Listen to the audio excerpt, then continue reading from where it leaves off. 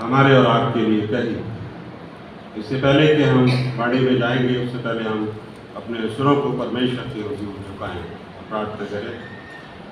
दयालु अनुग्रहकारी परमेश्वर पिता पुत्र पवित्र आत्मा के नाम में हमारे जिंदा खुदा, इस समय तो हमारी हिफाजत कर, ताकि हम जो क्रूस से पांचवी वाणी तूने बोली है उस पर मनन कर सकें। पिता, हमारी हिफाजत कर, हमारे बोल हमारे नहीं बल्कि हमारे अंदर से पवित्र आत्मा डाल दे पिता परमेश्वर, ताकि हम तेरे वचनों पर सही से मनन कर सकें। सब कुछ खुदावंद मसीह के नाम से मांगते हैं। मेरे अजीजों, अभी हमने 4 वाणियों पर जो परमेश्वर ने के पुत्र ने क्रूस पर रहते हुए कही, और 5वीं वाणी पर हम इस समय मनन करेंगे। जैसा अभी यूहन्ना रचित सुसमाचार, यूहन्ना की इंजील उसका 19वां अध्याय, उसकी 28 से और 29 तक हमने देखा। और इसमें लिखा है, इसके बाद यीशु ने यह जानकर कि अब सब कुछ पूरा हो चुका, इसलिए कि पवित्र शास्त्र में जो कहा गया वो पूरा हो, कहा, मैं प्यासा हूँ। मेरे अजीजों, परमेश्वर का पुत्र इस समय क्रूस पर है, और हम देखते हैं कि परमेश्वर का पुत्र जब क्रूस पर है और कितना वक्त उसको क्रूस पर हो गया, वो बहुत ज़्यादा इस समय परेशान होगा। वो जब पृथ्वी पर आया तो हम और आप जानते हैं कि परमेश्वर ने अपने पुत्र खुदावंद यीशु मसीह को मानव के रूप में ही इस पृथ्वी पर भेजा। और जब मानव के रूप में था, जब और क्रूस पर इतने समय तक वो रहा, तो हम और आप इस चीज़ को फील कर सकते हैं कि उसको प्यास लगी। क्यों? क्योंकि उसके खून से, उसके बदन से खून जा रहा था। मेरे अजीजों, उसके सिर पर कांटों का ताज रखा हुआ था और वो बहुत ही परेशान था। और यहाँ परमेश्वर के पुत्र का आने का इस पृथ्वी पर एक मकसद था। प्रभु यीशु मसीह परमेश्वर की आज्ञा के अनुसार इस जगत में आए। हम पापी लोगों के लिए परमेश्वर का पुत्र इस जगत में आया, और प्रभु यीशु मसीह इस जगत में जन्म लेने का कुछ न कुछ कारण था, इसलिए वो इस पृथ्वी पर आया। और ये भविष्यवक्ताओं के द्वारा मेरे अजीजों कहा गया था कि परमेश्वर के पुत्र का जन्म किस तरह से होगा और किस तरह से परमेश्वर के पुत्र को क्रूसीफाई किया जाएगा। मेरे अजीजों, वो हमारे और आपके लिए क्रूसीफाई किया गया, उसको क्रूस दिया गया। और ये बातें भविष्यवक्ताओं के द्वारा इस पुस्तक में पहले ही लिखी गई है। मेरे अजीजों, इसमें लिखा है, इसलिए यीशु ने यह कहा, यह जानकर कि अब सब कुछ हो चुका, कहा, मैं प्यासा हूँ। यीशु को क्रूस पर चढ़ते वक्त कौन कौन सी भविष्यवाणी परमेश्वर ने भविष्यवक्ताओं के द्वारा कही। मेरे अजीजों, परमेश्वर हम सब से बहुत ज़्यादा प्यार करता है। परमेश्वर का पुत्र इसलिए इस पृथ्वी पर आया कि हम पाप में ज़िंदगी व्यतीत कर रहे थे, और किस तरह से हम पाप में जो ज़िंदगी व्यतीत कर रहे थे, किस तरह से छुड़ाए जाए। और उसका मकसद यही था कि परमेश्वर का पुत्र का आना इस पृथ्वी पर जरूरी था, क्योंकि पाप इतना ज़्यादा हो गया था। और परमेश्वर ने ये वायदा किया था कि ये पाप, उसका बेटा खुदावंद यीशु मसीह इस पृथ्वी पर आएगा और उसके ऊपर हमारे और आपके पाप लाद दिए जाएंगे। मेरे अजीजों, परमेश्वर का पुत्र जब क्रूस पर होता है तो उसको 2 तरह की प्यास लगती है। पहली ये कि वो पापी लोगों को नाश होने से बचाने के लिए उसको प्यास लगती है। मेरे अजीजों, कि कोई भी शख्स, कोई भी जन हलाक ना हो, बल्कि अनंत जीवन का वारिस हो, इसलिए उसको वो प्यास लगती है। मेरे अजीजों, पापी लोगों को नाश होने से बचाने की प्यास। दूसरी प्यास, चूंकि परमेश्वर का पुत्र खुदावंद यीशु मसीह जब मानव के रूप में इस पृथ्वी पर आया, तो हम और आप जानते हैं कि हम मांस और गोश्त के बने हुए। जब हम इस रूप में हैं तो उसका जब खून बह रहा है और उसके सिर पर कांटों का ताज रखा हुआ है, मेरे अजीजों, पसीना निकल रहा है, बहुत सारी कठिनाई उसके ऊपर आ रही होगी। और जब वो फिजिकल स्थिति में मानव के रूप में था, तो उसे शारीरिक प्यास लगी मेरे अजीजों, क्योंकि वो भी मांस और गोश्त का बना हुआ था। मेरे अजीजों, परमेश्वर का पुत्र शारीरिक तौर पर जब था तो हमारे ही और आपकी ही तरह था। यशाया में लिखा है मेरे अजीजों, अत्याचार करके दोष लगाकर उसको क्रूस पर चढ़ाया। मेरे अजीजों, भाई साहब ने पहले बताया था कि वो पिलातुस की हुकूमत में था और पिलातुस ने यीशु मसीह के अंदर कोई दोष नहीं पाया और वो कहता है कि मैं इसमें कोई दोष नहीं पाता, और फिर वो हेरोदेस के हाथों में यीशु मसीह को सौंप देता है। और हेरोदेस की अदालत में भी जब वो पहुंचता है तो यीशु मसीह के अंदर मेरे अजीजों कोई दोष नहीं मिलता। और फिर वो पिलातुस की अदालत में आता है और पिलातुस, जैसे भाई साहब ने पहले वचन में कहा था कि वो अपने हाथ कटोरे में धो लेता है मेरे अजीजों, और वो कहता है कि इसमें मैं कोई दोष नहीं पाता। वो कहता है कि मैं इसमें कोड़े मार के छोड़ देता हूँ। मगर मेरे अजीजों, जो लोग उसको क्रूस पर चढ़ाना चाह रहे थे वो बार बार यही कहते थे कि हमारे लिए बरअब्बा को छोड़ दो, यीशु को क्रूस दो। मेरे अजीजों, हमारे और आपकी खातिर परमेश्वर का पुत्र यीशु मसीह अभी क्रूस पर लटका हुआ, उसके खून बह रहे हैं, बहुत सारी तकलीफें वो झेल रहा है। और आगे परमेश्वर के वचन में लिखा है यशाया में, वो हमारे अपराधों के कारण घायल किया गया, हमारे अपराधों के कारण घायल किया गया, वो हमारे ही अधर्म के कामों के कारण कुचला गया, हमारे ही शांति के लिए उस पर ताड़ना पड़ी कि उसके कोड़े खाने से हम चंगे हो जाएं।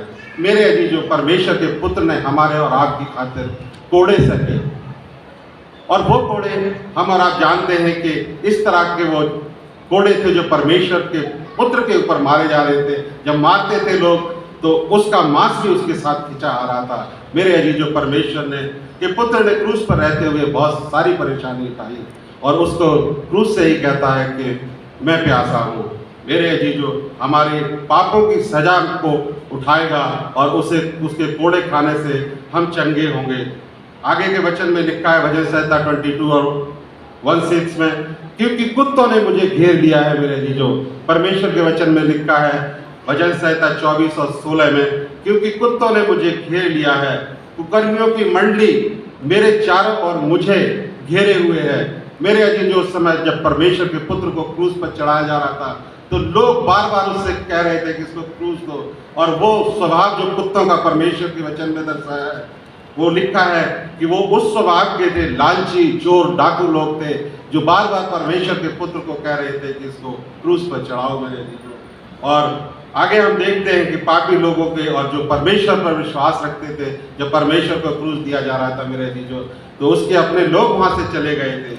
यूहन्ना में भी लिखा हुआ है, यीशु खड़ा हुआ उन लोगों से कहता है मेरे अजीजों, वो प्यास के लिए कहता है कि यीशु खड़ा हुआ और पुकार कर कहा, यदि कोई प्यासा हो तो मेरे से पानी मांगे, मैं वो जल दूंगा जो कभी कोई प्यासा नहीं होगा, उसमें से वो सोता बह निकलेगा मेरे अजीजों, जो कभी न प्यास लगेगी न भूख लगेगी। आज हर एक जन के लिए परमेश्वर के प्यास है, हर एक शख्स की प्यास परमेश्वर के पुत्र को है कि कोई जिंदगी हलाक ना हो।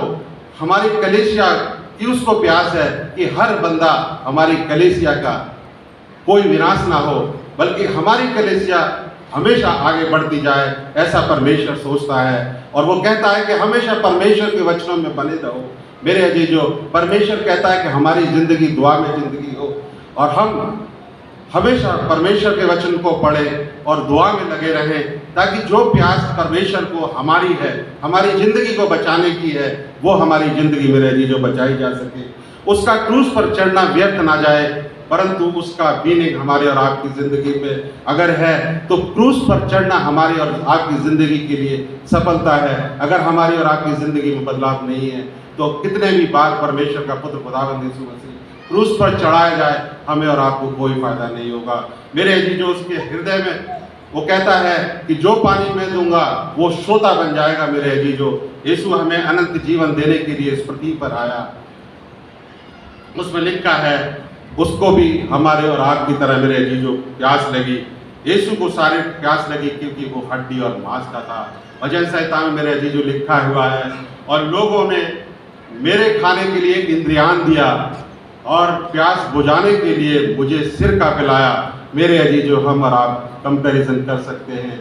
जब हमें और आपको प्यास लगी हो तो हमें और आपको अगर सिरका दिया जाए तो क्या होगा?